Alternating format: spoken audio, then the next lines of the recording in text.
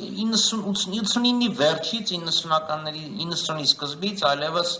Հայաստանի եւ Ադրբեջանի միջև ճանապարհները երկաթուղային եւ ավտոմոբիլային փակված էին, Ադրբեջանից Հայաստան մտող գազամուղ, նավթանող ամեն ինչը փակված էր։ Եվ երևի 90 թվականից սկսած Հայաստանը ի պատասխան դրան Հայաստանը իհարկե փակեց Ադրբեջանի եւ Նախիջևանի միջև հաղորդակցությունը։ Բնական։ Եվ կարգավորման բոլոր առաջարկներում մենք հայկական բոլոր իշխանություններն ասում էին տարածաշրջանային կապուղիների ապաշրջափակում։ Այսինքն Հայաստանը բացում է Ադրբեջանի եւ Նախիջևանի միջև անցումը, որը փակվել էր ի պատասխան Ադրբեջանի ճշնամական գործողությունների, Ադրբեջանը բացում էր Հայաստանի շրջափակումը, ներառյալ էներգետիկ ենթակառուցվածքները ոչ միայն գնացք եւ ավտոմոբիլային,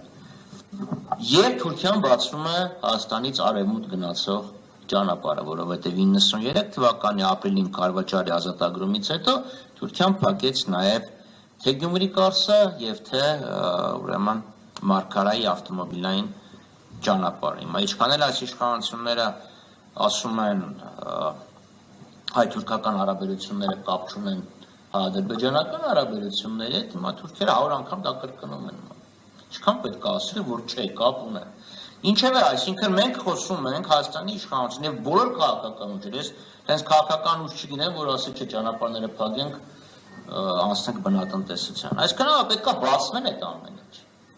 Հիմա բացվելու սկզբունքները պետք է լինեն։ Ինքնիշխանություն, տարածքային ամբողջականություն, կատարյալ վերահսկողություն, եւ դա պետք է վերաբերվի ոչ միայն Նախիջևանից Բաքու, այլ նաեւ բոլորին։ Նախիջևանի միջով Մեղրից մինչև Արադ եւ հետո դեպի Երևան, Իջևան Ղազախ ճանապարհին եւ դեպի Արևմուտք մնացյալը։ Այնպես որ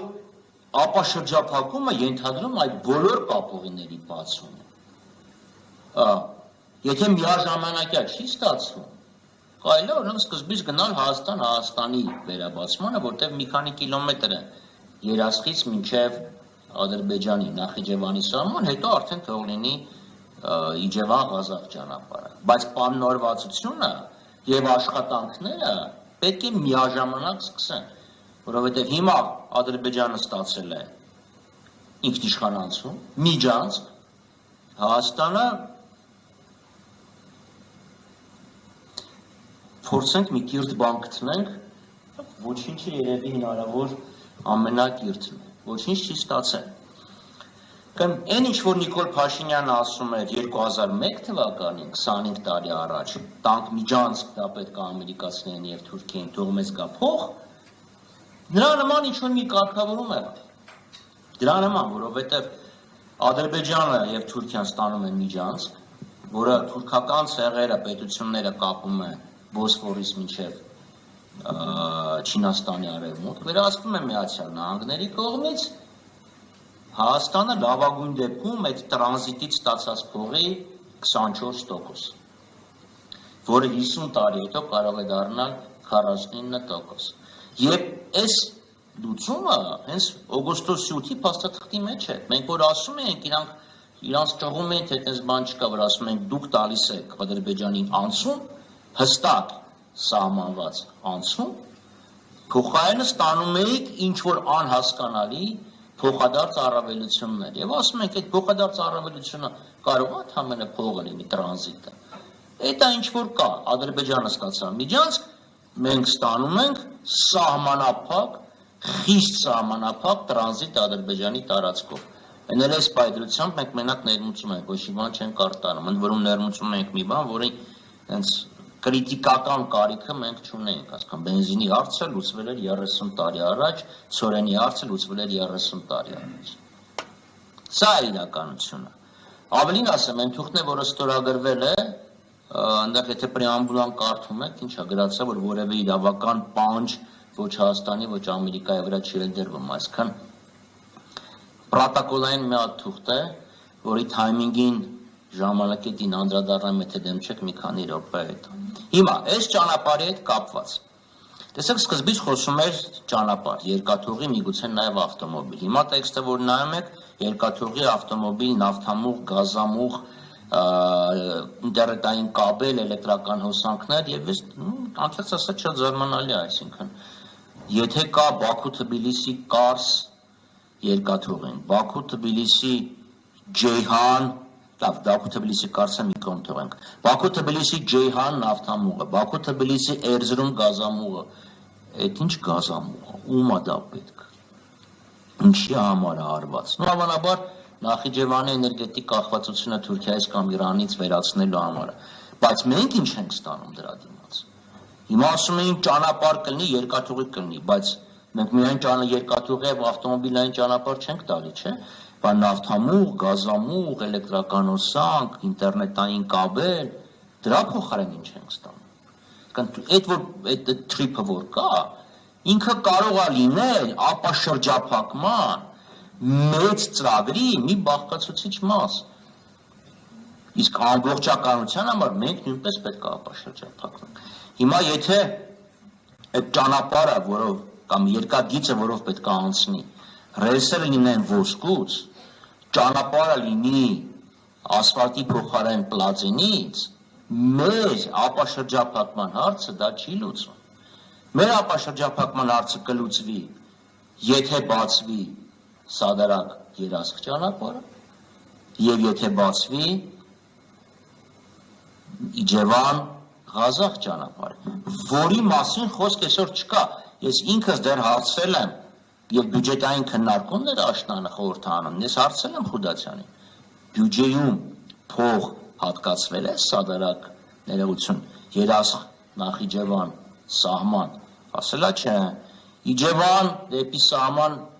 բյուջեում փող հատկացվել է, չէ,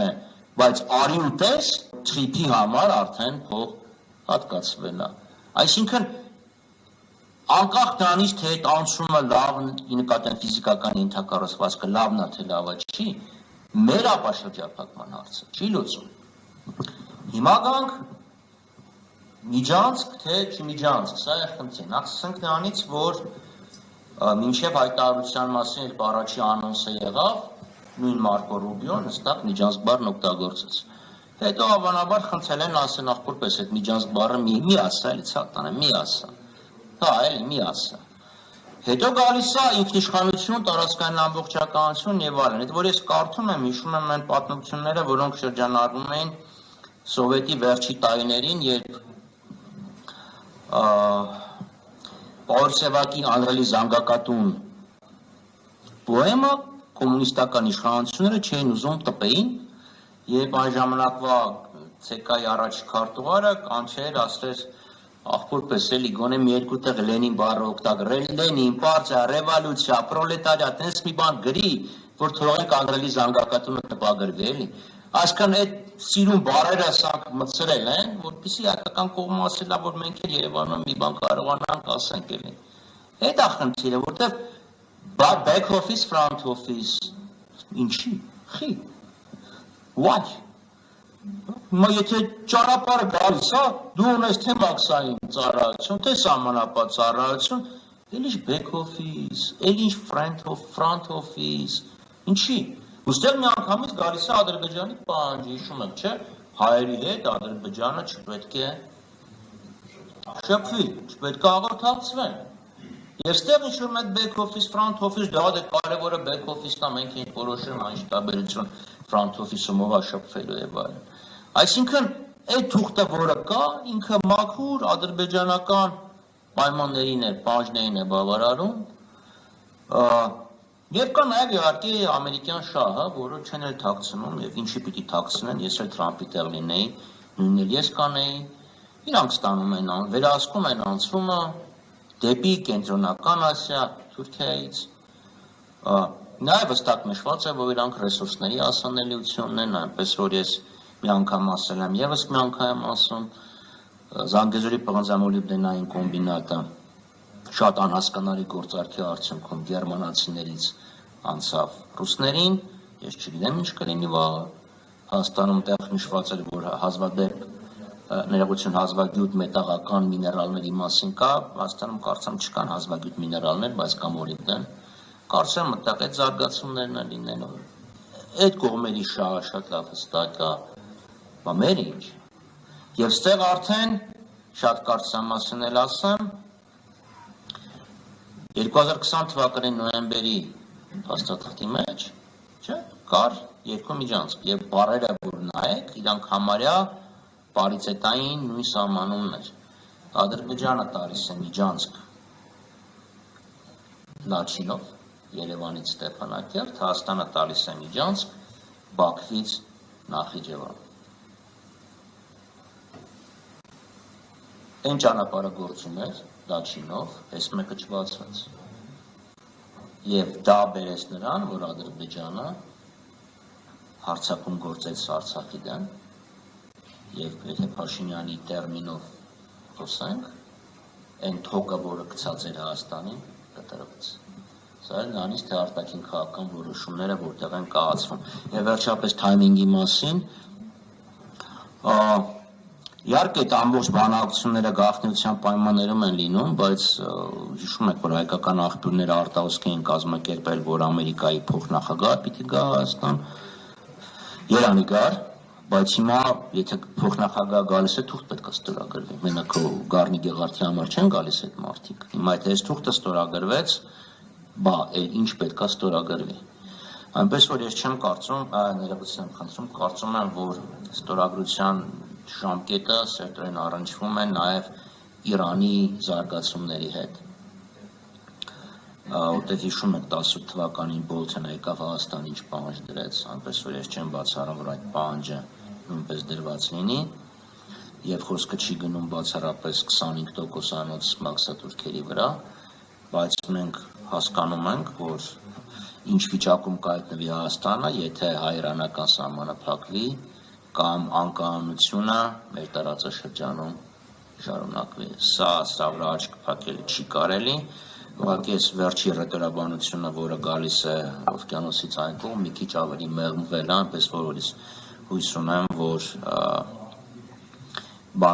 ռազմական բախման գործը չի հասնի, որովհետև այս դեպքում արդեն իրոք շատ բարդ իրավիճակի առաջ ենք կանգնելու եւ այս իշխանությունների այս մորեխի քաղաքականությունը ստեղից ընտեղ թռնել, ստեղից ընտեղ ինքը կբերի նրան, որ բոլոր այդ մայրաքաղաքները վերջը կասեն հələ մի հատ կողմնորոշվի։ Իսկ Հայաստանի անվտանգությունը ապահովում էր 30 տարի մինչև Փաշինյան եկող քաղաքականությամբ, որ դու բոլորի հետ վարում էիր ազնիվ փոխդրացնող քաղաքականություն։ Սրանց այստեղից ընդեղ թռնել ամեն ինչ խոստումներ տալ, միայն թե իշխանությունը պահեն, կարող է մեր համար շատ մեծ ռիսկ վատ հետևանքների։ Շնորհակալություն։